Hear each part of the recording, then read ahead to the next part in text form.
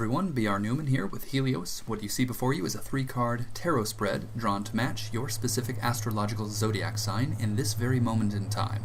What you're hearing in the background is a soothing set of brainwave entrainment frequencies created for the purpose of assisting you with any obstacles unique to this month, astrological or otherwise, woven into a relaxing, natural soundscape. Oh, and by the way, I create these audio files myself with some of the best technology available and can customize them to address whatever you might be working with, whether you want to take advantage of opportunities, overcome challenges, or accentuate any of your astrological placements. Pretty cool stuff. And these kinds of things and more are all available on my website, IamHelios.com, and there you'll also find tarot and astrology readings, but also extremely comprehensive yet simple and easy to follow astrology and tarot courses, so check those out. Now let's take a look at what we're working with here this month. You can see in the image on your screen you have 3 cards. The one in the middle is a central theme. It's meant to summarize your general situation, and then on either side of it are 2 cards, or 2 doorways you could look at them as. You walk through one or the other, so listen to the definitions of everything to not only reflect on the nature of your current situation, but also make a conscious choice about how you would like to proceed, the left-hand path or the right-hand path. But first and foremost, your central theme.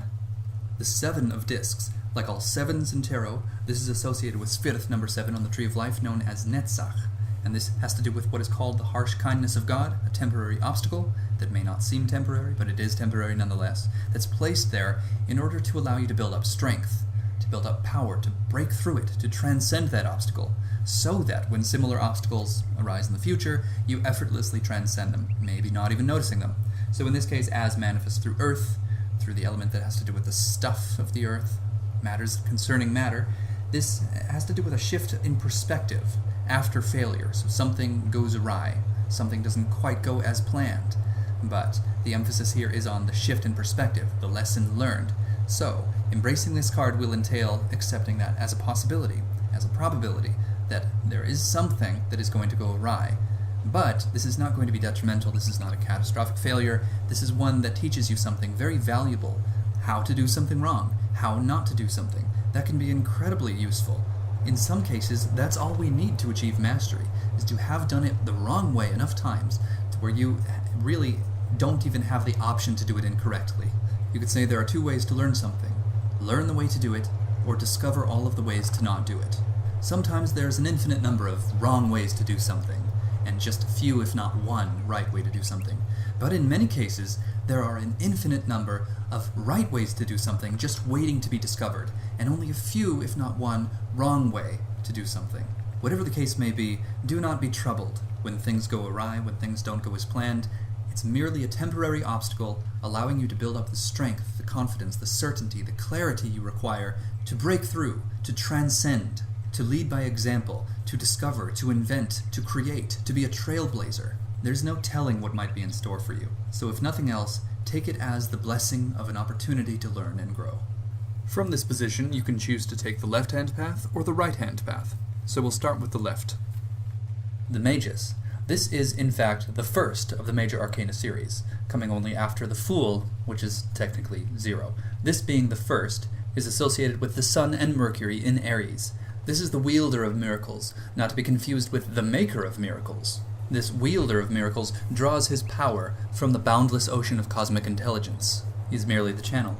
Nevertheless, miracles do happen, and this card does denote miracles. This denotes incredible ability, surprising ability, sudden insights, epiphanies, and talents randomly, seemingly, coming to the surface.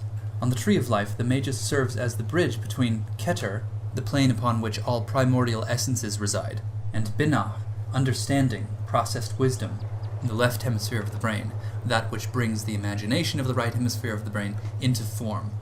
This card often indicates some untapped ability that's waiting to see the light, waiting to be brought out into the open and used, ideally intending the betterment of all of humanity.